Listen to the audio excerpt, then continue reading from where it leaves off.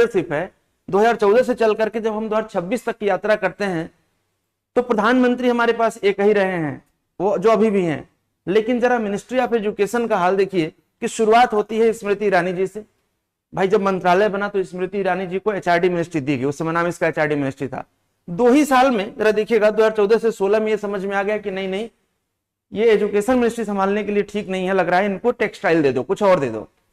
यानी कि यहां पर भी कंफ्यूजन था कि शिक्षा का मंत्रालय कौन संभाले, तो 2 ही साल में इनको बदल दिया गया। फिर देखें प्रकाश जावड़ेकर साहब आते हैं, 2016 से लेकर के 19 तक रहते हैं। यानी कि फिर एक बार वहां पर सरकार को लगता है कि नहीं नहीं मंत्रालय संभालने के लिए ये साहब भी ठीक नहीं लग रहे हैं, इनको ले आओ।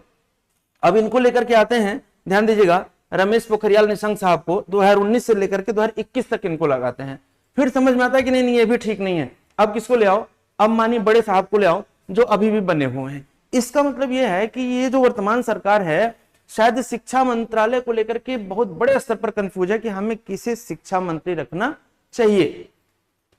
तो जब इतना ज्यादा आप वेरिएशन, जरा एक नजर डालो आप होम मिनिस्ट्री पर, क्या होम मिनिस्ट्री में मंत्री बदले हैं? डिफेंस मिनिस्ट्री में आप देखिए,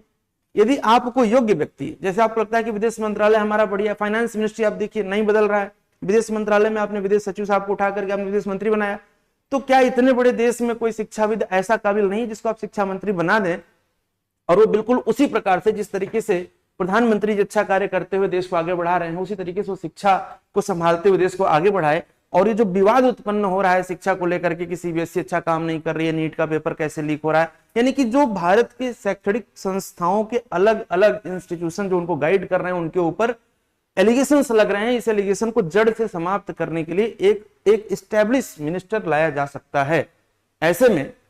आपके पास ये पावर है, आप चाहें तो इस्तीफा दिलवा सकते हैं, या आपको लग रहा है कि नहीं कोई कमी है तो साहब ये सुधार कर सकते हैं, एक्सपर्ट कमेटी बनाई जा सकती है, एक्सपर्ट कमेटी बना करके उसकी रिकमेंडेशन एंड रिपोर्ट को मान करके जो मानने योग्य है उसको परिवर्तन किया जा सकता है और इस समस्या का कंप्लीटली जो समापन है वो किया जा सकता है कि भारत में शिक्षा व्यवस्था एक यूनिफॉर्मिटी की तरफ बढ़े।